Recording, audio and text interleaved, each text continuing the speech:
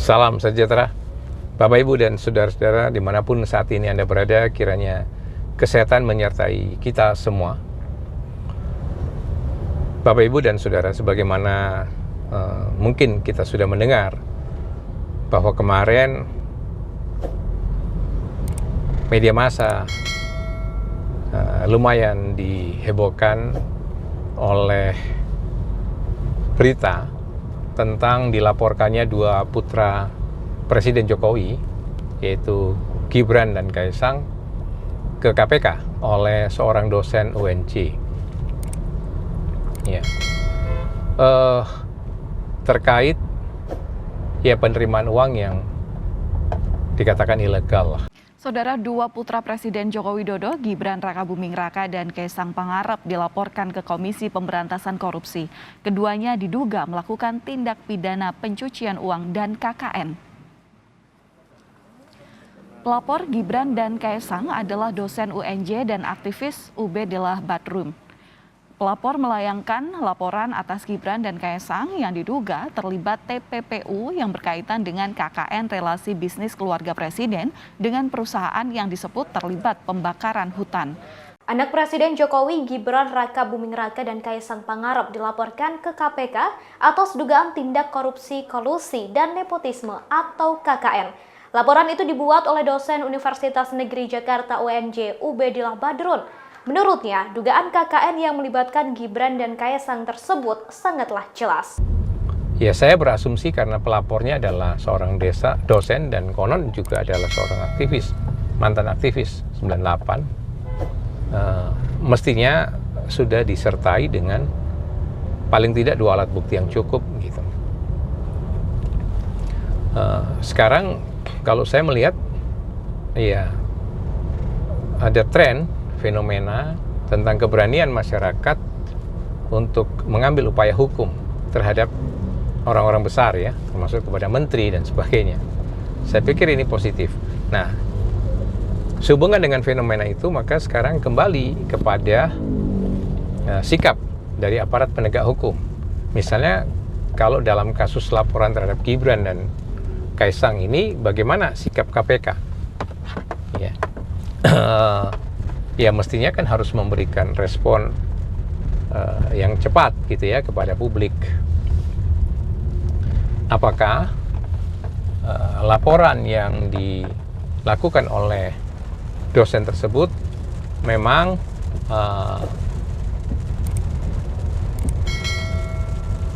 memiliki dasar yang cukup, ya, baik terkait dengan sangkaannya, tuduhannya, maupun dengan alat buktinya gitu, ya, agar ada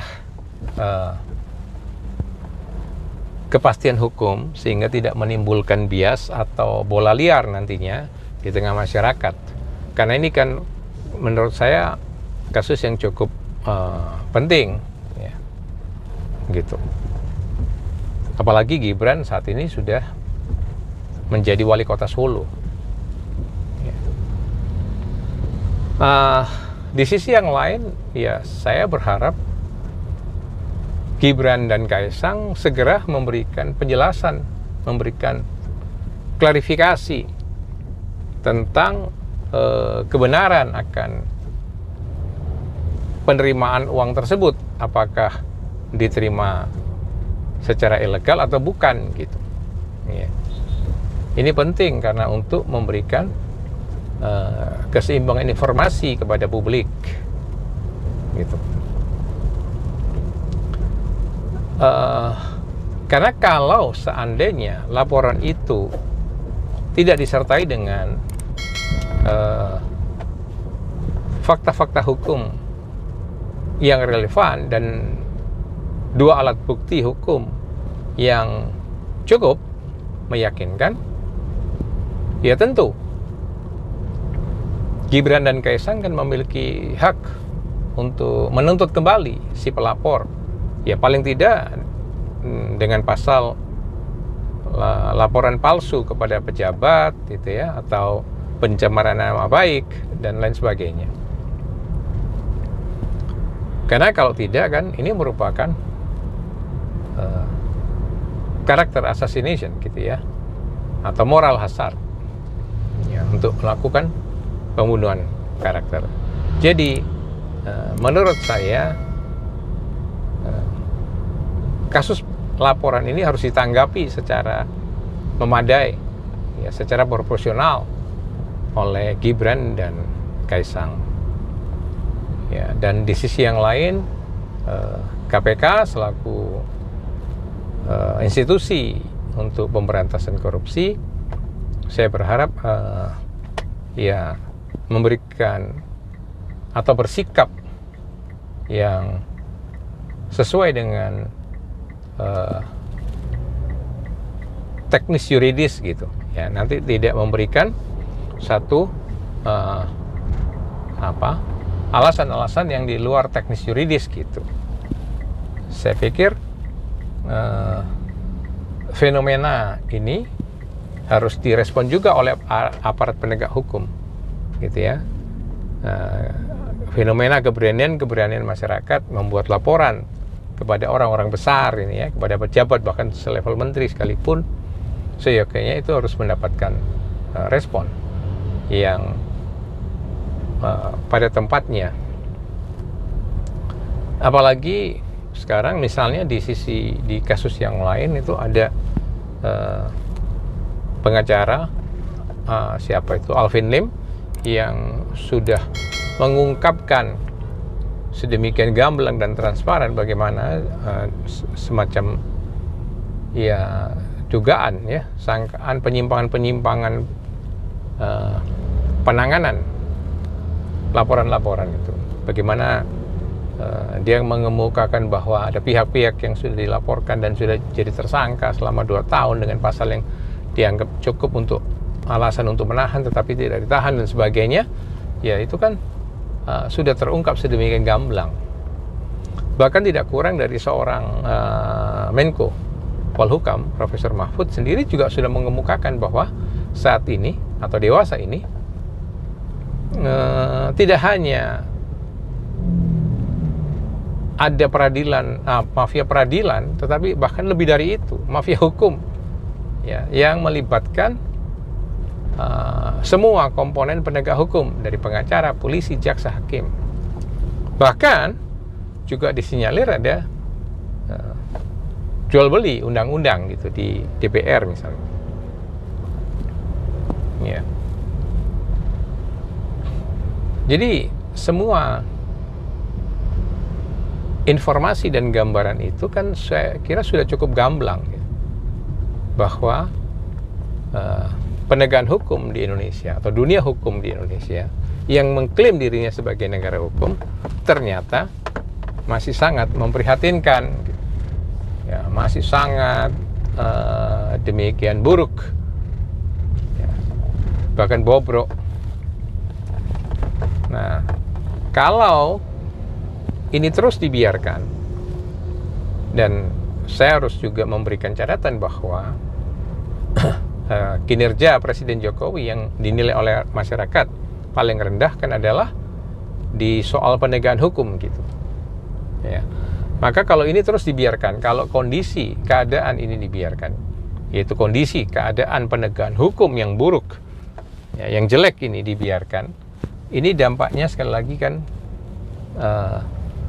sangat merugikan Indonesia, yaitu timbulnya ketidakpercayaan atau distrust baik dari masyarakat sendiri maupun dari masyarakat luar internasional, khususnya masyarakat pengusaha, para investor ya. Karena distrust itu maka mereka nggak mau investasi di Indonesia. Dan bagi orang-orang Indonesia yang punya uang di luar negeri, yang masih menyimpan uangnya di luar negeri, nggak mau membawa pulang uang itu ke Indonesia.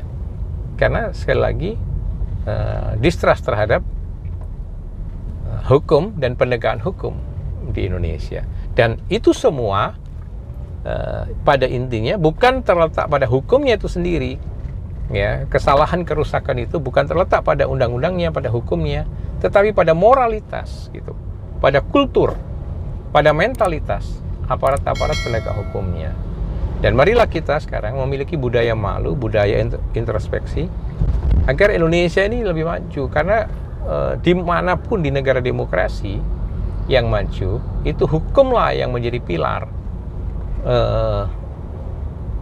yang menentukan kemajuan demokrasi itu. Ya.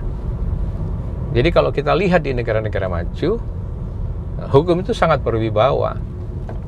Sehingga misalnya di Singapura atau di Malaysia saja, para TKI atau TKW kita bisa sadar, bisa mengerti, nggak berani misalnya meludah sembarangan, membuang sampah sembarangan, gitu.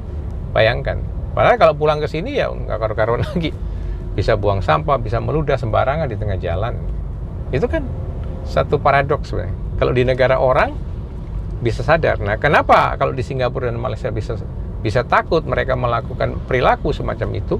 Ya karena hukumnya yang bagus, hukumnya yang tegas, yang berwibawa. Nah, apalagi di tingkat-tingkat masyarakat yang menengah atas gitu, di kalangan masyarakat pengusaha, bisnismen, ya kan? Mereka akan lebih menyadari bahwa hukum itu demikian penting, demikian berwibawa, sehingga mereka selalu menjaga perilaku, ya. Jadi kemajuan peradaban terlihat sekali dari pelaksanaan budaya hukum oleh masyarakatnya. Nah, sekali lagi fenomena kasus pengungkapan tentang perilaku aparat penegak hukum dan pelaporan masyarakat pada orang-orang besar, pada orang-orang kuat ini, semoga bisa menjadi pemicu Pak Jokowi untuk melakukan reformasi penegakan hukum yang lebih baik. Demikian dan salam sehat.